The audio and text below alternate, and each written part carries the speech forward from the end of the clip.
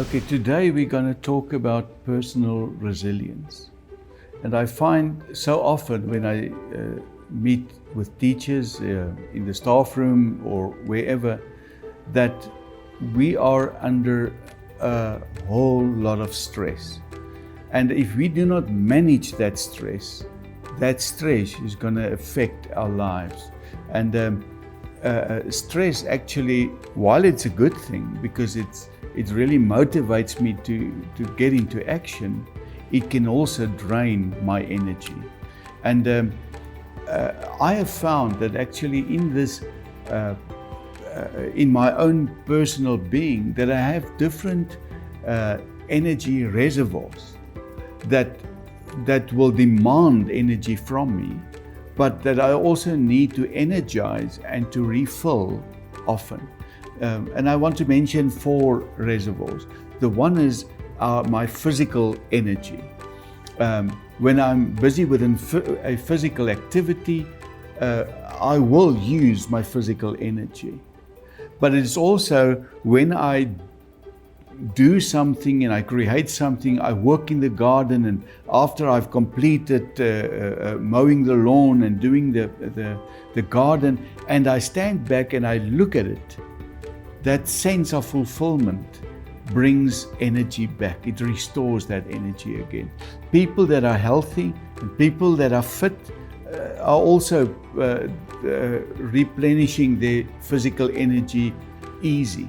So it is the way I refill my energy is by making sure that I exercise, that I'm healthy, but also doing things physically that will bring that satisfaction of it was done well.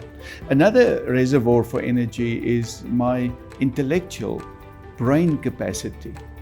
I love language, I love reading, and whenever I see somebody that has a command of his vocabulary and his language, it really energizes me to read that and to be exposed to that.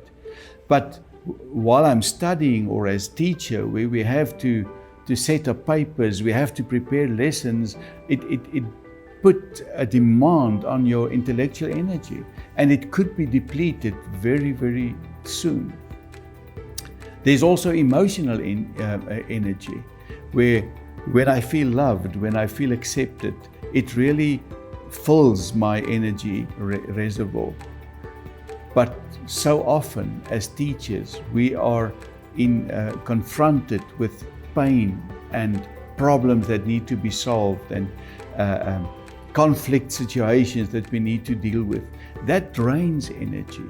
And so often after a school day, a hard day's work, you go home and you feel totally depleted, emotionally, intellectually, you can't even think straight, and you're physically tired. But there's also a 4th reservoir, your spiritual reservoir, that all of us need to have filled up.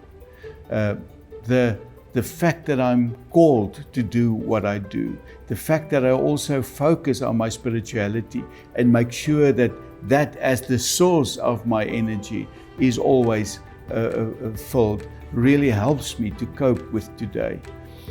These reservoirs are actually dependent on each other. Let's take a grade 12 student, for instance. She is sitting in front of her desk studying for natural science, and while she's studying, she's actually only using her intellectual capacity. But while she's studying and that energy levels drop, she becomes tired physically as well. She didn't do anything, she was sitting in a chair. She could sit and read, she could sit and watch TV the whole day, she won't get tired. But because she's studying now, she gets tired. And when that level drops, now she's starting to get reservoir demand energy from her emotional energy. And suddenly she becomes grumpy, and she's rude to her mother and to the dog and whoever, because the energy levels has dropped. And it's me and your responsibility to make sure that we look at our energy levels and make sure that it is filled up to capacity where it is needed.